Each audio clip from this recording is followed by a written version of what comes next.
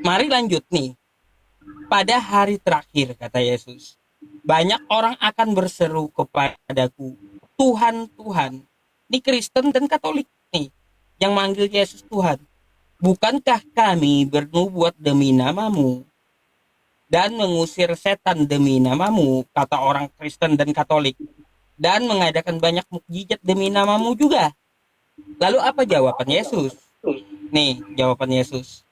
Pada waktu itulah aku akan berterus terang kepada mereka dan berkata, aku tidak pernah mengenal kamu, enyahlah daripadaku, kamu sekalian pembuat kejahatan. Jadi, yang menuhankan Yesus dan memanggil Yesus itu Tuhan, maka nanti di hari akhir akan diusir oleh Yesus itu sendiri, Mbak. Ya, itu Gitu. Insen Chanel O2. Apakah umat Kristen dan Katolik akan diusir oleh Yesus? Assalamualaikum warahmatullahi wabarakatuh. Para sahabat, Insan Channel, mari kita lihat bagaimana keseruan debat antara Ustadz Yusuf dan kakak ontennya. Apakah Yesus mengenal Kristen dan Katolik? Karena sesungguhnya Yesus atau Nabi Isa alaihi salam itu adalah seorang Muslim yang bertauhid dan berserah diri kepada Allah. Bagaimana keseruan debatnya? Mari kita lanjutkan. Let's go!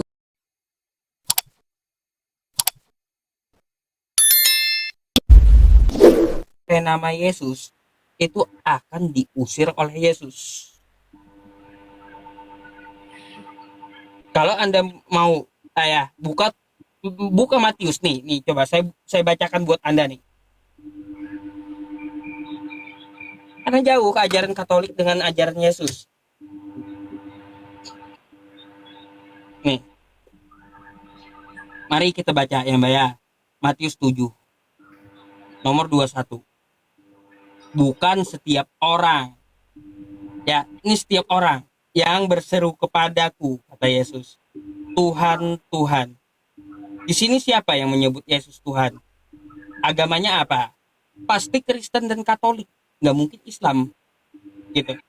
Akan masuk ke dalam kerajaan sorga, melainkan yang melakukan kehendak Bapakku yang di sorga. Ada nggak kehendak Bapak ini agar Anda menyembah Yesus? Gak pernah ada. Ada gak kehendak Bapa di sorga itu agar Yesus itu disalibkan? Gak pernah ada. Gak pernah ada Bapa yang di sorga menyuruh agar manusia menyembah dan menuhankan Yesus. Gak pernah ada. Mari lanjut nih. Pada hari terakhir, kata Yesus, banyak orang akan berseru kepadaku, Tuhan, Tuhan. Ini Kristen dan Katolik nih, yang manggil Yesus Tuhan. Bukankah kami bernubuat demi namamu dan mengusir setan demi namamu, kata orang Kristen dan Katolik, dan mengadakan banyak mukjizat demi namamu juga. Lalu apa jawaban Yesus? Nih, jawaban Yesus. Pada waktu itulah aku akan berterus terang kepada mereka dan berkata, aku tidak pernah mengenal kamu, enyahlah daripadaku, kamu sekalian pembuat kejahatan.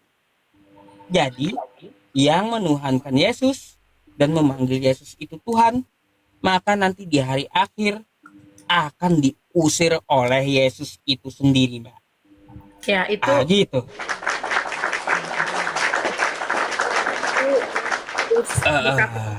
Yesus berkata itu kepada orang-orang Farisi. Itu kepada Baca dulu. orang-orang ya. Baca dulu, bukan Farisi itu. Matius 7. Nanti salah konteks Anda. Matius 7 dari 15. Bukan masalah orang Ya, Farisi. itu kan Yesus mengatakan kepada orang-orang yang tidak percaya kepada Yesus. Dia mengatakan itu. Iya. Tapi kalau orang yang percaya kepada Yesus pasti akan diselamatkan. Tapi orang yang tidak percaya akan Yesus ya itu. Itu aja, Bang. Ustadz. Itu aja. Betul. Ya itu, saya hanya menyampaikan apa yang diajarkan oleh Yesus, Mbak. Bukannya untuk memaksa Anda masuk Islam, enggak. Tidak. Enggak. Kan Tapi saling saya menyuruh Anda untuk belajar dan memikirkan. Kalau Anda betul-betul mengikuti Yesus, maka ikuti kata-kata Yesus. Kalau kata Yesus sembahlah Allah, maka sembah Allah, jangan sembah Yesusnya. Terus kalau kita mengaku pengikut Yesus, Yesus mempunyai adat di hari ke-8, dia sunat. Maka laki-laki wajib bersunat kayak Yesus. Terus kalau Yesus tidak pernah mencontohkan makan babi selama dia diutus, gak perlu kita makan babi. Terus kalau Yesus mencontohkan minta kepada Bapa dengan cara sujud, lalu berdoa, angkat tangan, gitu. Maka kita tiru, kita juga sujud, lalu berdoa. Ah gitu. Jadi kalau kita ngaku pengikut Yesus, bagaimana Yesus Bang, itu hidup, kita ikuti gitu. Ustadz, selain disunat, Oh, Yesus juga dibaptis iya. di Sungai Yordan. Yohanes Pembaptis, iya. Heeh. Ya, Nah, tapi ada Yesus nggak juga Yesus dibaptis. membaptis orang? Nggak pernah ada. Baptis itu adalah penyucian. Penyucian. Memangnya salah apa kalau Yesus dibaptis? Punya salah apa Yesus dibaptis coba? Nah, begini Ustadz. Hah, Yang ya kita kembali lagi ke tadi yang saya bilang ya Ustadz. Yang tadi bilang ah, Yesus disunat. Terus Yesus tidak makan babi. Ya, memang karena Yesus itu berada di zamannya orang Yahudi yang mentaati hukum Taurat. Jadi Yesus mengikuti orang Yahudi, adat istiadat orang Yahudi.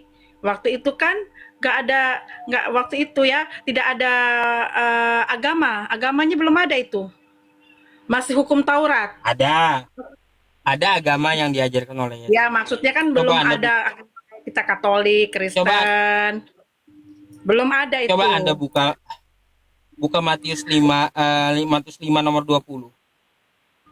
Nih, saya Waktu itu bacakan sama Anda. Ada ya, agama yang dibawa Yesus.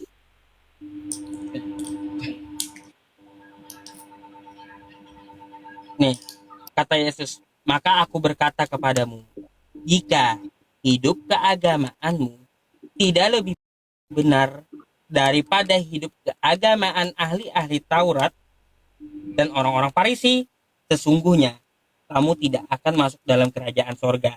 Di sini kata Yesus, ya, kata Yesus, jika hidup keagamaanmu. Ini itu dia itu ngomong sama murid-muridnya. ya, itu Yesus Matius lagi kan ngomong Bang? sama Itu Matius. murid-muridnya. Ya, Matius 5. Yesus Ya, lagi ngomong sama murid-muridnya. Kata Yesus, jika hidup keagamaanmu tidak lebih tidak lebih benar, ya, tidak lebih benar daripada ahli-ahli Taurat, maka kamu nggak akan masuk surga, kata Yesus. Jadi agama apa yang diajarkan Yesus kepada muridnya nih? itu Injil Perjanjian Baru, iya kan, Ustadz? Nggak, agamanya apa yang dibawa Yesus?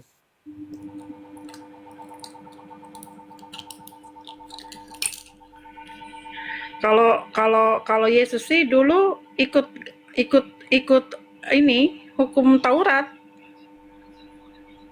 Nah, ini Waktu ada itu, Yesus bawa agama.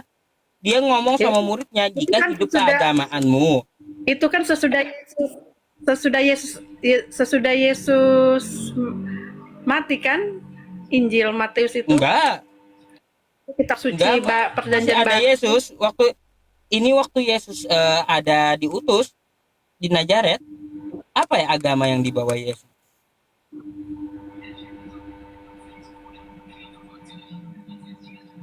Ya saya kurang paham itu ya Ustaz. Makanya selidiki, Mbak. Itulah pesan saya kepada Anda, ya. Selidiki, ya. Mari ikuti Yesus gitu. Jangan percaya dengan doktrin Katolik Anda atau atau pastor Anda doang gitu. Karena apa? Saya sudah bilang sama Anda, Yesus tidak mengenal Katolik, Yesus tidak memerintahkan jadi Katolik, dan Yesus tidak pernah mengajari Katolik. Gitu. Itu aja sih poin dari diskusi kita malam hari ini gitu. Mm-mm. Ustaz, kami tetap dengan keyakinan Kira-kira kami, ah, iman ah. kami, Kira-kira Anda Ustaz. Anda Anda mau bertanya? Saya bertanya sedikit aja Ustaz, sedikit aja. Boleh? Ah, Eh, saya bertanya, Kalau di dalam Islam eh, kan mengatakan bahwa mengharamkan babi ya Ustadz. Nah, tetapi dalam ajaran Islam, Nabi Muhammad mengajarkan umatnya untuk ini tidak penghinaan ya Ustadz, kita hanya ngomong Enggak, saja. bukan. Enggak. Ini bertanya silakan bebas bertanya. Nah, Kalau ada orang Islam macam-macam laporin saya gitu. mengajarkan Silakan bahwa nanya. kita harus minum kencing unta. Nih, maksudnya lebih baik, pertanyaan saya lah Ustadz ya, lebih baik mana nih, mau minum kencing unta atau daging babi nih? Pertanyaan saya itu aja Ustadz. Terima kasih. Baik. Jadi gini Mbak, ya saya harus kasih tahu dulu sama Mbaknya. Untuk masalah kencing unta itu bukan diperintahkan untuk Islam. Jadi bukan, Nabi kami itu bukan memerintahkan umatnya untuk minum kencing unta. Enggak, salah paham Anda. Ada sebuah kisah waktu di zaman dulu, di zaman Nabi kami, ada orang yang di luar agama Islam. Dia datang dari suku Urainah. Dia datang kepada Nabi kami karena nggak cocok cuacanya, nggak cocok dengan badannya. Akhirnya dia sakit, lalu menemui Nabi. Lalu Nabi mengatakan, ya, minumlah kencing unta dan susunya dicampur gitu. Lalu mereka ke peternakan unta, gitu ceritanya. Lalu mereka lakukan tuh, diperas susu unta dan air kencingnya, lalu diminum oleh orang di luar agama Islam itu, gitu. Setelah dia minum, ternyata dia sembuh. Setelah dia sembuh, malah dia memberontak, merampok, gitu. Jadi itu ceritanya kencing unta, bukan diperintahkan untuk umat Islam, biar Anda tidak salah paham terhadap umat Islam. Jadi nggak ada perintahnya umat Islam itu disuruh untuk minum kencing unta oleh nabinya. Jadi diperintahkan untuk orang di luar agama Islam, ya, oleh Nabi. Itu ada dalilnya. Nah, berkaitan tentang masalah kencing-kencing ini, ya, kencing-kencing ini. Sebenarnya Mbak, ya, sebenarnya ada yang lebih parah gitu. Lebih parah di kitab Anda ada. Ini saya bacakan buat Anda. Apa? Ya. Ya. Nih.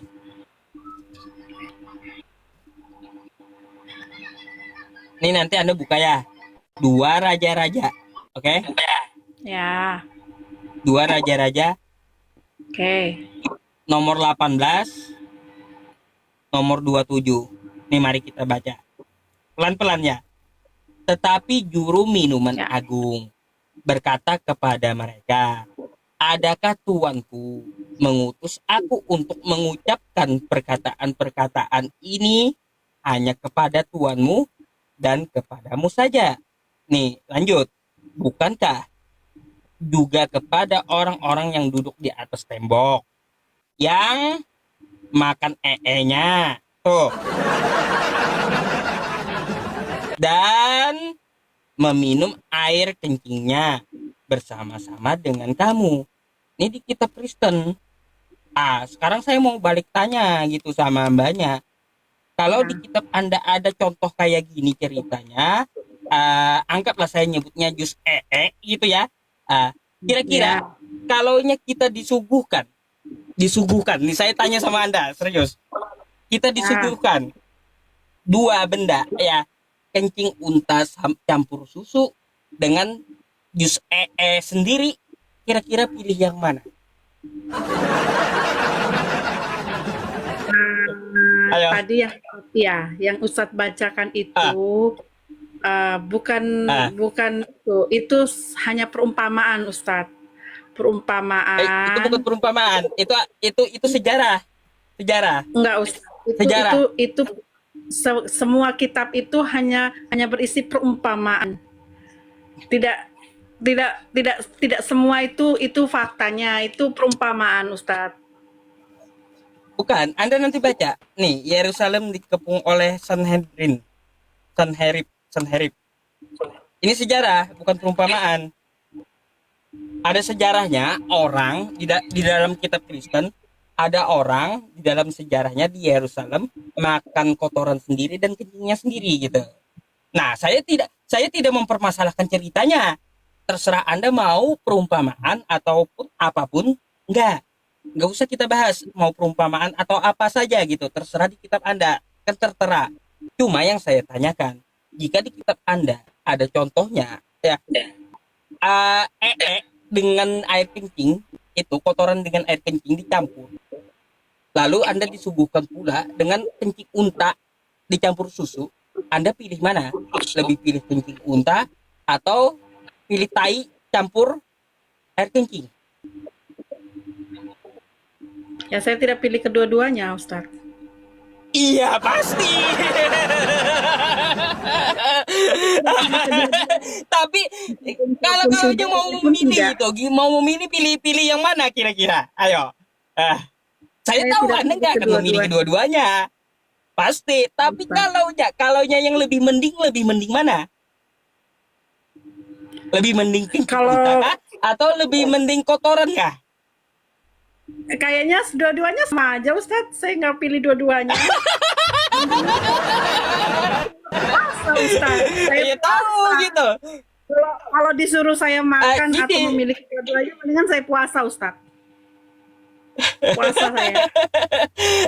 Iya kan kalau aja orang waras kan kayak gitu, ngapain kita ngambil kotoran manusia campur kencingnya sendiri kan? Nggak mungkin. Lebih baik orang minum kencing unta dengan susu. Karena ada susunya gitu. Daripada kotoran sendiri dicampur dengan kotoran sendiri dengan kencing sendiri dicampur. Ya. Aduh, itu parah itu Mbak. Itu kan tadi Ustadz Gitu. Ustadz ngomong itu kan kitab perjanjian lama kan?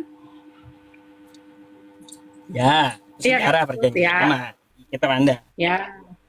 Kitab perjanjian lama itu memuat di dalam kitab perjanjian lama itu semuanya tentang perumpamaan Ustaz. Nah, kalau di perjanjian baru, kenapa Yesus datang? Karena Yesus mau menggenapi kitab perjanjian baru. Dan kalau perjanjian lama itu semuanya mengenai perumpamaan itu Ustaz. Bukan yang benar itu bukan itu, tapi perumpamaan semua itu yang diajarkan tentang perumpamaan. Hanya kita memahami saja perumpamaan itu artinya seperti apa, tapi bukan seperti itu ajarannya. Ya, tuh Ustaz. Pak. Hanya itu saja. Kan Mungkin saya tahu sedikit ya Ustaz, hanya itu aja. Mungkin saya tahu tentang perbedaan. Nah, ya. Ustaz. Gak apa-apa. Terima kasih atas diskusinya. Saya coba follow dulu ya. Siapa tahu mau diskusi lagi nanti ya, oke? Jadi saya Terima tahu kasih Ustaz. Selamat malam. Oke, thank you ya. Selamat malam. Oke. Malam Mbak. Selamat istirahat.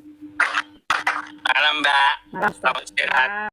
Semoga kakak onten yang cantik mau menggunakan akal sehatnya dan kembali membaca Bible-nya dengan teliti. Baik para sahabat Insan Channel, semoga dengan adanya debat atau dialog antara umat Islam dan Kristen ini menjadi wawasan dan ilmu untuk kita semua, baik Islam maupun Kristen, dan menjadi benteng akidah bagi umat Islam. Akhirul kalam.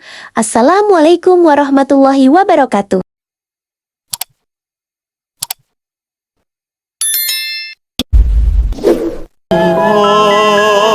Insan Channel 02.